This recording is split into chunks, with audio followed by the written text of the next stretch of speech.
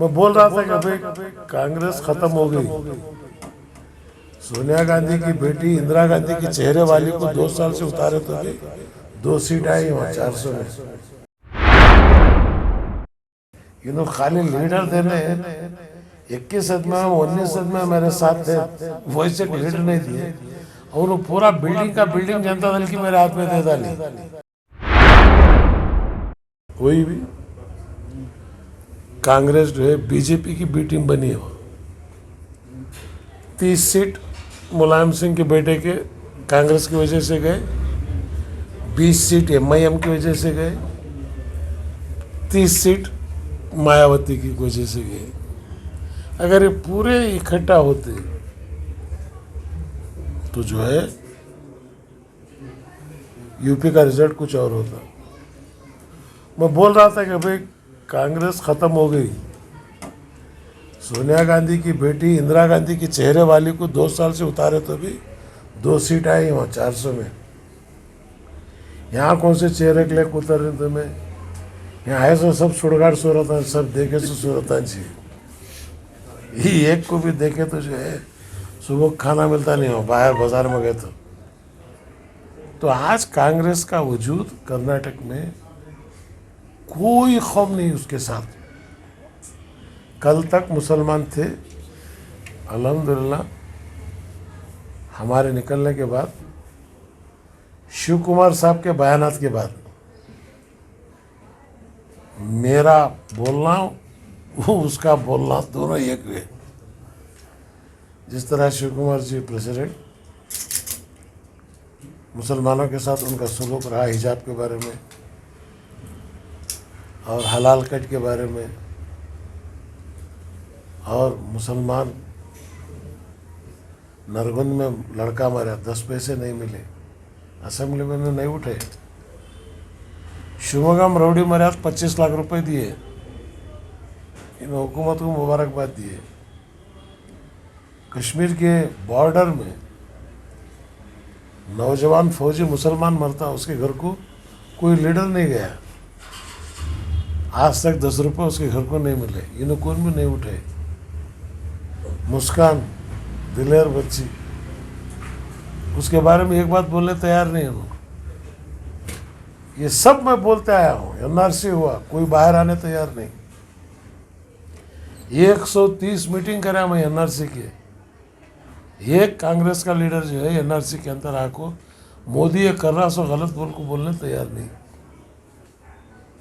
तो हमें खामोशी बैठ नहीं सकते, तो इसलिए जनता दल में अब देखो खाली लीडर देने 21 में 19 में मेरे साथ थे, वैसे लीडर नहीं दिए और वो पूरा बिल्डिंग का बिल्डिंग जनता दल की मेरे हाथ में दे डाली। इन्हें एक रूम देने तैयार नहीं आते यहाँ, अब पूरी बिल्डिंग दी। तो सेक्युलर कौन? अब जो है उनको मुसलमानों को इफ्तियारी करना, टोपी डाल के बिरयानी खाना, मुसलमानों को मुबारकबाद देना रमज़ान की, ये सेक्युलरिज्म है। सवदना बोला कि इफ्तारी करा डाला सेक्युलरिज्म है। सेक्युलरिज्म का मतलब यह है, आज मुतालिक देसाई उल्टे सीधे बयान करा, सिवाय कुमार स्वामी के कोई बोल नहीं रहा है।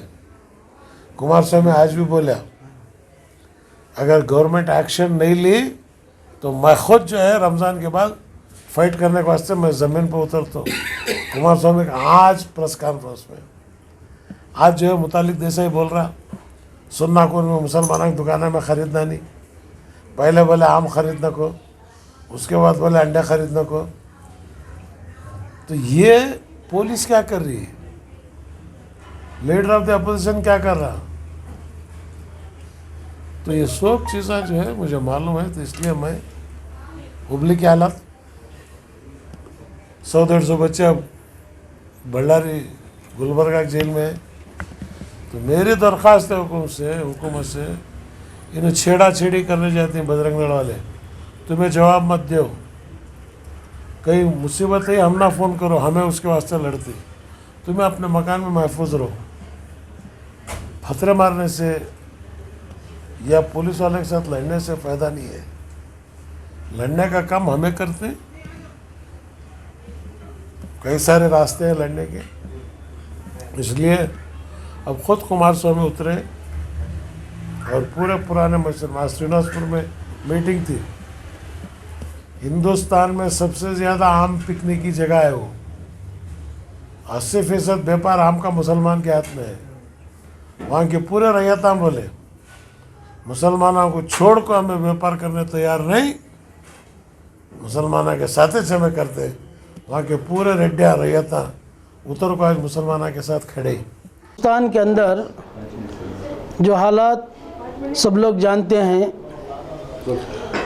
आज कम्युनलिज्म में को लेकर पूरे हिंदुस्तान में जो है, जो हिंदुत्व का एजेंडा लेकर बजरंग दल वाले और बीजेपी वाले और आरएसएस के लोग जो हैं, जो इंतशार कर रहे हैं कम्युनलिज्म को लेकर और भाईचारगी जो हिंदुस्तान के अंदर है उसको बिगाड़ना चाहते हैं।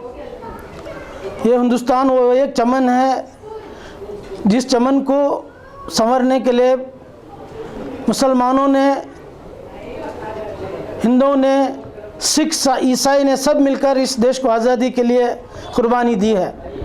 ये हिंदुस्तान किसी एक मज़हब का नहीं है, ये हिंदुस्तान तो सब लोगों का है, सब जो भी कास्ट रखते हैं उनका है।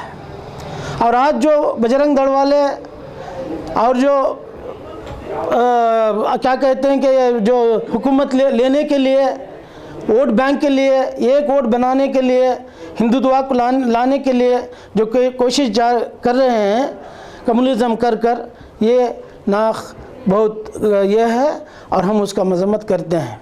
और आने वाले हालात मुसलमानों पर बहुत गंभीर आने वाले हैं। कहीं मस्जिदों को गिराया जा रहा है, कहीं लोगों के पास जो है कारोबारी को बंद किया जा रहा है, कहीं मुसलमानों के साथ कारोबारी को रोक रहे हैं, कारोबार नहीं करना करके ऐलान करें। मैं इस मौके पर कहना चाहता हूं कि आज हिंदुस्तान के अंदर वो 1% लोग होंगे जिन्होंने इस तरह की बात कर रहे हैं, लेकिन अभी भी हमको भरोसा है उस कॉन्स्टिट्यूशन पर, उस जमहूरियत पर। 99% हमारे हिंदुस्तान के सिटीजन्स जो है आज भी जो है मिलजुल कर रहना चाहते हैं। आज आप देखते होंगे हिंदुस्तान के अंदर जहाँ पर भी इफ्तारियाँ हो रहे हैं और स्वामी जी और मठों के अंदर और जो है मस्जिदों के अंदर, मदरसों के अंदर इफ्तारी पार्टियाँ हो रहे हैं और स्वामी जी और उलमा सब मिलकर कर रहे हैं, इसलिए कि सब एक हो जाए। ये हिंदुस्तान सबका है, किसी का नहीं है। और ये मैं इस वक्त इस हालत के लिए मैं हमारी उम्मत को ये कहना चाहता हूँ, मिल्लत को, कि सब एक हो जाए।